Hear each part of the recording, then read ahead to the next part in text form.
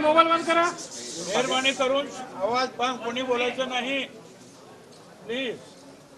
तर कार्यकर्ते यांच्यासोबत छगन भुजबळांची बैठक झालेली आहे, त्यांच्याशी भुजबळांनी चर्चा केली आहे आणि आता ते आपली भूमिका माध्यमांसमोर मांडतात।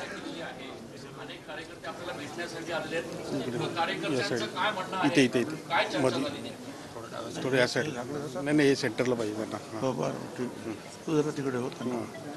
हो काय चर्चा झाली कार्यकर्त्यांशी? अनेक ठिकाणून कार्यकर्ते आपल्याला भेटायला आले। कार्यकर्त्यांनी जे आहे आपलं दुःख, आपली निराशा, आपली उद्विग्नता जी आहे ती प्रत्येकाच्या आपल्या वेगवेगळ्या भाषेमध्ये त्यांनी मांडली आणि मी पण त्यांना जो आहे जे काही झालं आहे गेल्या 5-6 महिन्यापासून लोकसभेपासून त्याचा सगळा इतिहास त्यांच्यासमोर मांडला आणि एकूण जे आहे त्यात आता परत मतदारसंघामध्ये आम्ही जातो आहोत। तिथे काही लोक म्हणतात त्यांच्याशी चर्चा करू। परत उद्या महाराष्ट्रातले सगळे आमचे कार्यकर्ते जे आहेत, समर्थक आहेत, ओबीसीचे लोक आहेत, समता परिषदेचे लोक आहेत, हे सगळे जे आहेत उद्या येणार आहेत। त्या सगळ्यांशी चर्चा करू, आम्ही जो विचार करू शांतपणे करू। परंतु सगळ्यांच्या मनामध्ये राग आहे, निराशा आहे।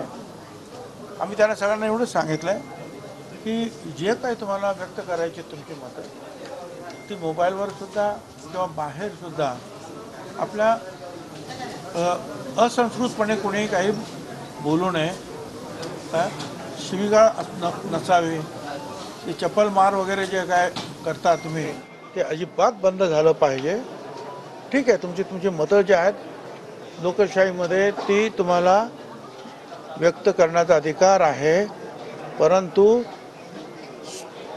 कुठे असंस्कृतपणा नको, शब्द जपून वापरा काय, आणि चप्पल मार वगैरे आंदोलनाला बिलकुल थारा देऊ नका, अजिबात असलं काही करायचं नाही, एवढं त्यांना सांगितलं। आणि आता बाकीचं उद्या बघू काय आता आणखी। भुजबळ साहेब, आपण राष्ट्रवादी काँग्रेसमध्ये शरद पवारांबरोबर होता तेव्हाही सिनियरच नेते होते, आताही अजितदादांबरोबर सर्वात सिनियर नेते, मग आपल्याला नेमकं मंत्रिपद कोणी नाकारलं हा सगळ्यात महत्त्वाचा प्रश्न आहे। शोधावं लागेल ना,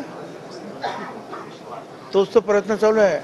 कुणी नाकारलं आणि कुणी नाकारलं तरी शेवटी जे आहेत त्या पक्षाचा जो प्रमुख आहे, BJPचा प्रमुख जे आहेत तिथले सरकारमधले ते देवेंद्र फडणवीस आहेत, ते निर्णय घेतात। शिंदे गटाचे जे प्रमुख आहेत ते शिंदे साहेब आहेत, ते त्यांच्या गटाचा निर्णय घेतात। आणि बाकीचं काही असलं तरी आमच्या गटाचे जे प्रमुख आहेत अजित पवार ते त्यांचा निर्णय घेत असतात। बाकी काय सगळे सांगत असतात, प्रत्येकालाच मंत्रिपद पाहिजे असतं। प्रश्न मंत्रिपदाचा नाही, प्रश्न ज्या प्रकारे अवहेलना करण्यात आली त्याचा आहे आणि त्याच्या संदर्भात मी उद्या तुम्हाला आणखीन काही सांगायचं चर्चा झाली। लोकसभेत देखील डावलण्यात आलं होतं मागच्या वेळेस, हे खरं आहे, त्यांनीच सांगितलं होतं लोकसभेमध्ये उभे राहा म्हणून।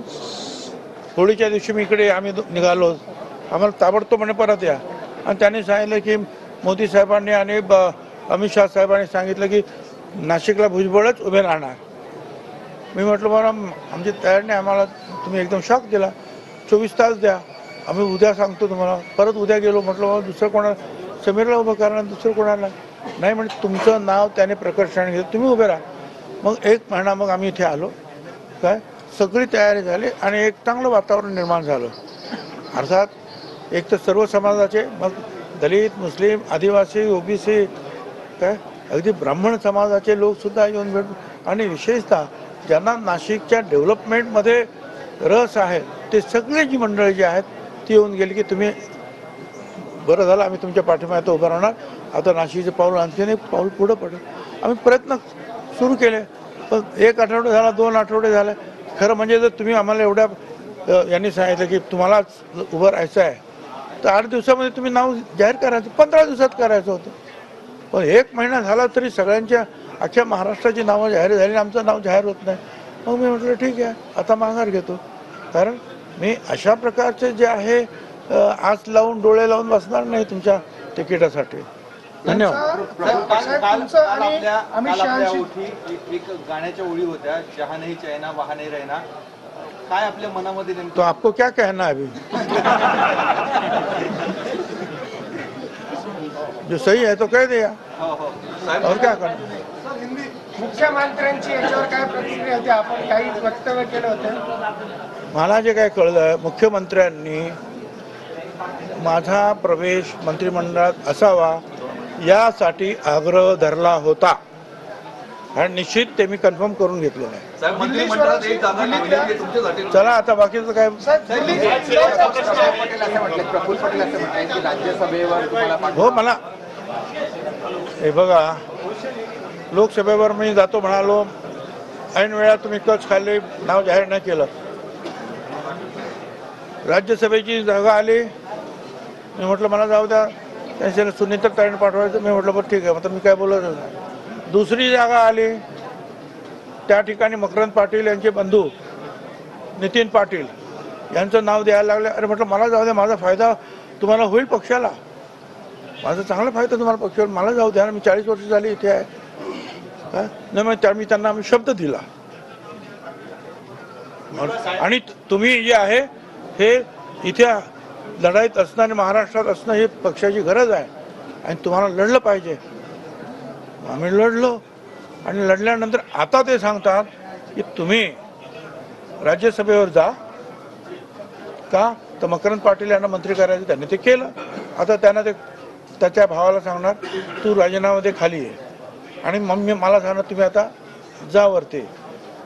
मी म्हटलं मला पाहिजे होतं हे तर मला, मी काही लपून ठेवलं नाही.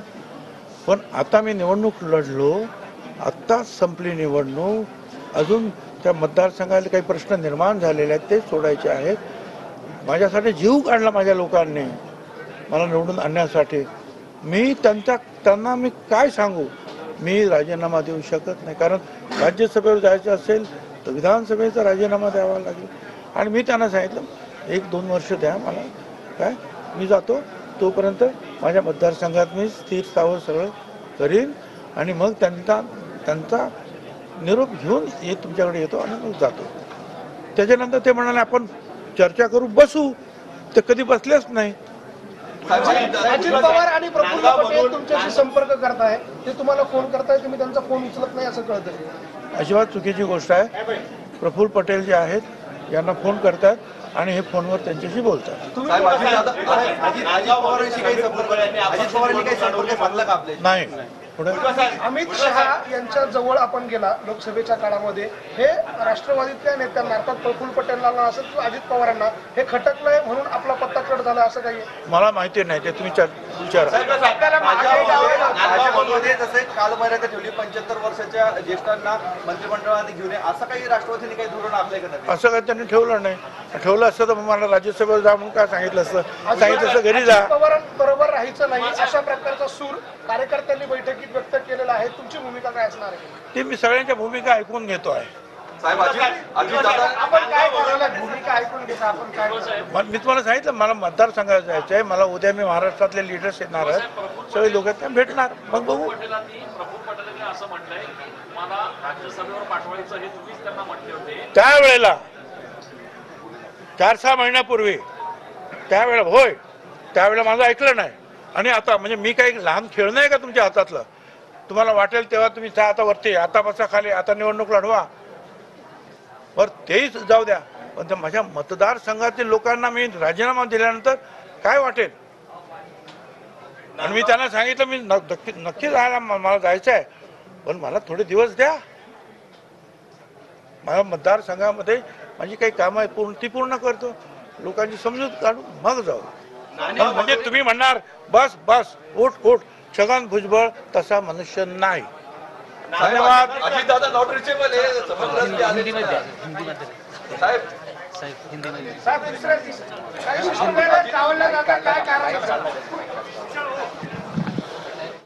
तर मी लहान खेळणं आहे का तुमच्या हातातलं असं म्हणत छगन भुजबळ संतापले. प्रत्येकालाच मंत्रिपद हवं असतं, मात्र प्रश्न फक्त मंत्रिपदाचा नाही तर अवहेलना केली त्याचा आहे असं त्यांनी म्हटलंय. माझा चांगला फायदा होईल, मला लोकसभेत जाऊ द्या असं मी म्हटलं होतं, पण महाराष्ट्रात तुमची गरज आहे असं मला सांगितलं गेलं असं भुजबळांनी सांगितलंय. तर बस बस उठ उठ, छगन भुजबळ असा माणूस नाही असं देखील छगन भुजबळांनी म्हटलंय.